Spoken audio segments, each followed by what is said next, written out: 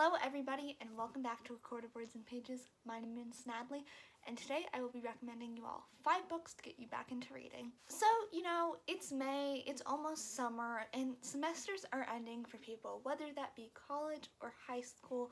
People are getting out of school and gaining a lot of free time. I know that especially during the last few weeks of a semester, there just isn't a lot of time to do fun things like read. And so I'm going to be recommending 5 books for people who have been swamped with schoolwork recently and need kind of some easier books to help them get back into the swing of reading. This video is actually specifically asked for by my sister, who is a senior in high school and is about to graduate in less than a month. And these last few years, she's had a pretty intense course load, so just hasn't been able to have the time to read as much as she would love to. And so she asked me if I would make this video. So the first book I'm going to recommend is The Da Vinci Code by Dan Brown. So in this book, we follow symbologist Robert Langdon as he receives a call that the curator of the Louvre is dead, and on his body is found a mysterious cipher. So Langdon has to team up with Sophie Neveu, who is the granddaughter of the curator of the Louvre, and they're going to have to go across Europe to figure out what is this cipher. And Langdon also finds out that the curator was part of the Prior of the Scion, which was an ancient secret society who have been protecting a historical secret, and Langdon and Sophie have to go across Europe to try to figure out what this secret is, while they're also being chased by some other people who want to get to the secret first to expose it. So what's so great about the Da Vinci Code is it's a really quick read. With the puzzles and the ciphers, it makes it a lot of fun to read, and it's also an incredibly smart book, but without making you feel dumb. It's like you can tell Dan Brown put a lot of work into researching all of the different symbols and ciphers he uses in this book, and it just makes it a really good book. It's really engaging, and it's a lot of fun, and it's part of a series. It's actually the second book in a series, but you don't have to read them in order. So that is my first recommendation. Something I definitely struggled with this list is finding a mix of genres. So that's mystery kind of, and the next few are also going to be a mystery, just because I feel like mysteries are good, fast-paced, easy reads to get into reading. And next up is One of Us is Lying by Karen McManus. She's one of my favorite mystery authors, and this book is one of my favorite mystery books. So in this book, we follow 5 students at a high school as they go into detention, and only 4 come out, and it's basically just following the investigation of who killed the student that was found dead in detention. I'm sure there's more listed on the official synopsis of the book. We're following 5 high school students, all with secrets, but that's all I'm going to tell you because you don't need to know a whole lot going into this book. You just need to know that there's 4 people who could have murdered this kid and who did it. So this book is, once again, a lot of fun. It's really easy to read, fast-paced. It's very dramatic, which I feel like is a nice layer for people who are just starting to read. And also, I know this is a good one for people who don't like to read, because actually at track a few weeks ago, some of my friends were trying to figure out what books to do for our English independent reading project, and we started talking with some guys who I know don't enjoy reading, but they had read this book for like the same independent English project, and they were all like, yeah, that was really good. And one of my friends who doesn't like reading is actually currently reading it and enjoying it. So it's just a fun, easy book to read, and it's a lot of fun. And also, it's part of a series. One of Us is Lying, and then One of Us is Next. And then there's a 3rd book. I don't know the title of it. I don't think she's released the title. That comes out in summer of 2023. And also just anything by Karen McManus is fabulous. Although I will say there is some controversy over the final twist in this book. So do be wary about that going into it, but I just think this is a lot of fun. The characters are really engaging, the mystery is fast-paced, and keeps you guessing about who did it, so yes.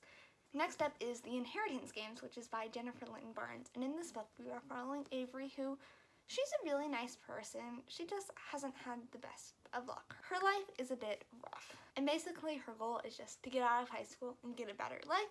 And then she finds out that this really rich guy has left her his inheritance. The only catch is, to get it, she has to go and live in his mansion with the rest of his family. And obviously his family is not happy that this random girl just took their fortune away from him. They're no longer inherited, and now she's living with them. And so it follows Avery as she tries to figure out why she was placed in this will, as well as the guy's 4 grandsons who were all also disinherited, and they're all going to work together to help figure out Avery. And of course there is a love triangle with the boys. I mean, of course, why wouldn't there be? So it's just a lot of fun. I mean, I feel like with mystery novels, I can't specifically point to like one thing that makes it, this is easy, or this is what makes it amazing. It's just a lot of fun. All the characters are really enjoyable, and I've seen a lot of people around booktube be like, I can't exactly tell you like what's so great about this book, but it was just like a lot of fun, and I'm giving it 5 stars, which is kind of my vibe I had with it. So it's a lot of fun. It's a quick and easy read, and it's a vibe, and it's a good vibe. So it's a good one to read if you haven't read it in a while. I figured I probably shouldn't make this video only mystery books, so that is why I have decided to include some fantasy. And the first one is going to be Caraval by Stephanie Garber. So in this book, we are following Scarlett, who is basically trapped on this tiny island with her sister. Their father is kind of the mayor or governor of this island, and he's not a great guy. And Scarlett has this dream of going to Carnival, which is this magical game that is played and hosted by Game Master Legend every year. And every year she writes to him asking if he will come to their town, and he always says no. Except for this one year where he has given her and her sister tickets to go to Carnival. However, when they arrive at Carnival, Scarlett's sister Tella is kidnapped, and it turns out that this year's game is focused around finding her, and whoever finds her first will win the prize. And there's also a question with Scarlett of, is what happens in Carnival real or not? Because she's always been told not to get swept away as nothing is real. But things are becoming increasingly more dangerous, and it's looking like things might actually be real. But Scarlett also knows that she needs to find her sister. So it's a wonderful book. The sisterly bonds explored in this book is fabulous. The magic of Carnival just makes it so easy to dive into. This is actually one of my favorite books, my favorite series. I adore this series. Carnival is great, and the other 2 books only get better. The writing style is just so delicious and magical and so easy to just fly through. The characters are thoroughly enjoyable. The romance in this is top tier. The magical Carnival game aspect is amazing, and I absolutely adore this book. I just get excited about thinking about it, and I'm honestly planning a reread of it quite soon because in October, I want to say, Stephanie Garber is releasing the first book in a new series that's focusing on a new character. It's a spin-off of Carnival, and it's focusing on one specific character, or I don't know if it's focusing on it, but it's following a character who is going to run into a character that is in Carnival, and I'm very excited for that because I absolutely adore Carnival. Another fantasy book is Shadow and Bone by Leigh Bardugo, which is the first book in the Grishaverse, or the Grisha trilogy, and then there's the Six of Crows duology and the King of Scars duology as well. So in Shadow and Bone, we follow Lena Starkov, who is just an ordinary girl. She's in the army with her best friend Mouse, who she's been friends with since child. But then one day, Elena finds out that she's actually Grisha and has the power to summon sun. And she's going to have to work together with the Darkling, who is a mysterious man, because they have to work together to take down a thing called a Shadowfield, which is splitting her country in half. And no one can really travel through the Shadowfield and survive. It's very hard to do. And Ravka is currently on the edge of war with 2 neighboring countries, and Elena has to break this thing down. And she has to go to the little palace to train, and she has to leave the life she's known behind. But of course, nothing has happened, it seems. This is a hard one for me to recommend because I enjoyed Shadow and Bone, but the series just went downhill for me after that. But I do think it's a really easy one to get into. The fantasy system isn't all that hard, and the characters, at least in the beginning, are nice to read about. The quality of the series definitely does go downhill as you get along, but I mean, I know some people do really like it, and also the Six of Crows duology is one of my all-time favorite books, and I don't really recommend reading Six of Crows without reading Shadow and Bone because it's just kind of confusing. And as well, a Netflix adaptation of this book just came out, so you can also watch that. I think Shadow and Bone is a great beginner fantasy book and something that's really easy to get into. So I am actually going to give you guys a bonus recommendation.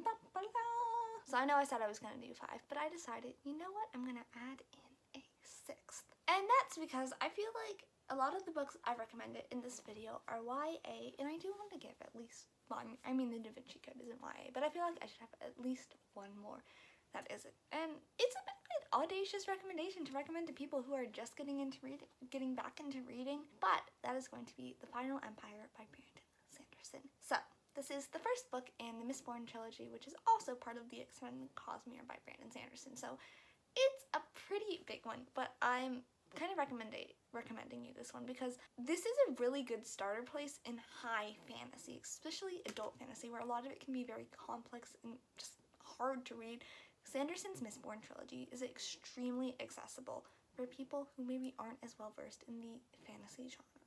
I know this was my really first adult fantasy series, and I mean, I'm still reading it. I'm not even through the third one yet. But it's very accessible, so I feel like that's why it'd be really good to read. In this book, we are following Calcier, who is a Mistborn, which means he has the ability to digest and use different types of metals. So in this world, there are people called Allomancers who can use one type of metal. Basically, they digest it, and they have different powers. Like, you can push and pull on metals, sense people's emotions, heighten people's emotions, and just a lot of things like that. Like, you don't control the metal, but the metal gives you abilities. However, most people can only use one type of metal, but Calcier can use all of them, and that's what Mistborn are. And he's assembling a group of men to form a heist team to take down the Final Empire. And in this, he comes across a little girl named Vin who works for some, crime gangs around the city, and Vin has what she calls luck, which means in situations she's able to use her luck and help things go smoothly. And Calcier quickly finds out that she is actually a Mistborn and recruits her for a team to take down the Final Empire. And the book's literally just following the heist story. So that's it. It's a heist story. It's a lot of fun, and it's very accessible to get into. The magic system isn't too complex, and the way Brandon Sanderson uses it is actually really unique. He uses the pushing and pulling on metal to help people fly throughout the city. The action scenes are written impeccably well, and the characters are really good. The political kind of maneuverings aren't too complex. You can definitely follow them while still being interesting and not basic. So yeah, and Sanderson's writing is really easily too accessible. I've seen people say he doesn't have a writing style necessarily. He just writes, for opposed to some fantasy authors use this magical, beautiful, lyrical prose that can make it kind of hard to understand what's happening. But Sanderson doesn't do any of that. While his books are bigger, you definitely shouldn't be intimidated by their size, as they're really accessible and a lot of fun to read. Also, The Final Empire, which is the first book in the Mistborn series, leaves off on a pretty solid ending. It's not a cliffhanger. You can stop reading after that first book. I don't recommend it because the series is phenomenal, but if you didn't like it, you're getting a satisfying conclusion to the story. So, the Mistborn's a good one for people who are trying to get into reading, specifically into reading fantasy. So, there you go. Those are my 6 recommendations for people who are trying to get back into reading after having a break from reading, whether that be you didn't read because of school or you fell out of love with reading and now are trying to get back into it. Those are 6 recommendations that I think are the best for you. Thank you guys so much for watching. Down below you will find links to all of the books I talked about, as well as my Goodreads and my Bookstagram if you want to follow me there. Subscribe to see more content from me. Give this video a thumbs up if you liked it. And tell me down below, what books would you suggest to people who are just getting into reading, or what book got you back into reading? And I will see you all in my next video very soon. Bye!